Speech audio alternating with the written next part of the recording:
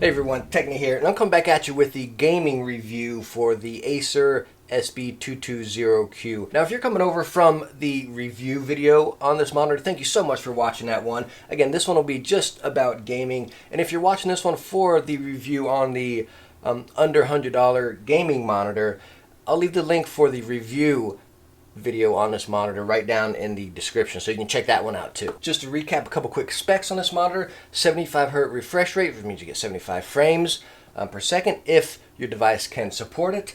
You got 4 millisecond response time, gray to gray. It's an IPS panel. It is borderless. Now you do have the little black on the edge, so it doesn't go the which you can even see on the screen right there. It doesn't, your display doesn't go edge to edge exactly. You got that little bit around the side, but it's really clean look. So what I'd like to do now is just give a quick run through of each device hooked into it and see what it looks like. And I know it's going to be hard to tell. First off, I'm going through camera. You're looking at my screen. Then it's going to compress to YouTube and then through to your screen. So it's going to be a hard judgment, but I'm going to talk about it as we go through it and just let you know the positive and negatives about it. All right, so what we're going to start with first here is PC performance, and we're in PUBG right now. And again, I know it's going to be hard telling going through all these different screens, your computer through the camera and all that, but we're running at 75 frames right now. And again, that's going to depend on your system, whether it be console or your graphics card or whatnot. But just straight out, like just looking at it here, like you even see the different colors of the grasses, from the browns to the dark browns to the greens and everything. I mean, it's just, I mean, it is so clear. The trees, even in the distance, the colors are so vibrant. With the flowers right here, I mean, the colors are just spot on. Alright, so what we're showing here now is the PlayStation 4, and what we got playing is Uncharted 4 on it. And why I wanted to show you this one is because it has a little more darker scene, a little more darker colors, right? So it's really going to show, and I was really shocked how true the blacks are. I mean, the blacks are just incredibly solid. You can see it, you know, the light glistening off the leaves over here. Again, we're on the console, so we're down to 60, which is what you're going to get across anything anyways for the console, any monitor. So that's that. But I mean, just check out the lights right here and the shadows on the backdrop, and then the blacks how it come out with it. It's just, I mean, it looks so natural. I know it's going to be hard telling through the camera and then through YouTube and your screen and whatnot, but I mean, it looks so good. You can see it just glistening off right there. I mean, it looks, there we go, there's a good one. I mean, it looks so good. Alright, so now we are on the Switch. We are playing some new Super Mario Brothers Deluxe, and I mean, this is just, of course, you know, I think every Nintendo game just looks fantastic. The colors are so vibrant and it's just so fun, right? So every color is true. The greens, the yellows, the reds. I mean, even in here with the blacks, I mean, it's looking, I mean, it looks so good.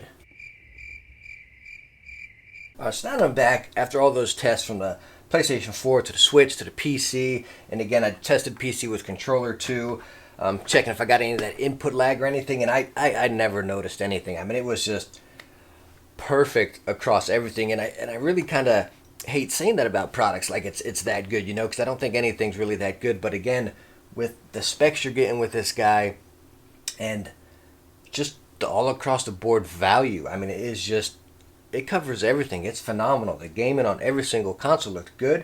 As you saw there, we did like PUBG, where the colors just look true and pure, right? Then to Uncharted, where our blacks really shined. And then we got into the Switch with Mario, where our colors are just so vibrant and they all just popped and everything just went perfect. So let's talk some negatives, because again, I don't think it's, you know, 100% perfect. I might give it a good up there, you know, 90 something, right? So negatives. Number one, like I said, it does sit low. As you can see in the review, it doesn't go up or down or anything, so it sits a little low. So I don't know. You might need to buy one of those little desk stands or something. Again, I guess depending on you, your height and whatnot. But for me, I'd prefer just, you know, I don't know, a foot or half a foot raised up. Second negative would be the audio. I wish there was maybe, say, a headphone jack so I can just plug in my Logitech speakers or something in the back, you know. I don't know. That's if you were on console or something, I guess. Because like I said, when I go through PC, I go HDMI and my Logitech's plugged in PC and it plays straight through there. But I guess that would be a benefit for, like I said, console players or something, right? Just passing through right there. But now, again, for consoles, PC gaming and everything, I thought it was perfectly fine across the board. Again, you're getting that 75 hertz, that 4 millisecond. If you look at other monitors in this class, I mean, I think you're going to be paying with those specs, you'll be paying a lot more. And the stuff I think you're going to be paying for is not performance. What you're going to be paying for is like a different stand, or say something like that where you have an audio source or some speakers. And I mean, come on, monitor speakers are, they're not too good all the time, you know what I mean?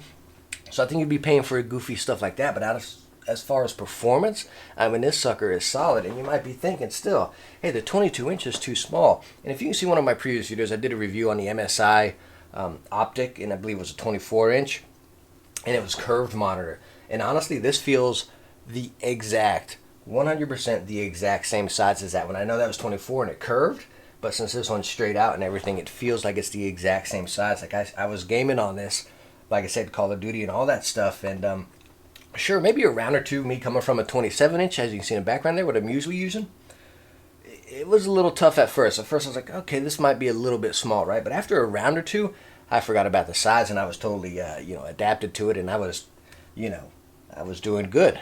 So I think this monitor gets an all-around win. I mean, a 2 thumbs up. I mean, this sucker is solid. 89 bucks, right? Under 100 out the door. 75 hertz, 4 millisecond response, 1080p, borderless right there. None of that big bezel or anything like that. Super duper thin.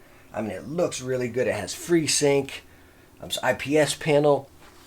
I mean, come on, 89 bucks, you know what I mean? So, need to scoop this guy up. I mean, it is fantastic. Like I said in the beginning, I'll leave the links for both videos in both videos. Both and both, that's a little too many boths. But I'll leave the link for the review video in this one, and the review for the gaming on the other one. All right, thank you so much for watching. I highly appreciate it. If you liked it, hit that thumbs up and subscribe to catch some future videos. Thank you so much. Bye now.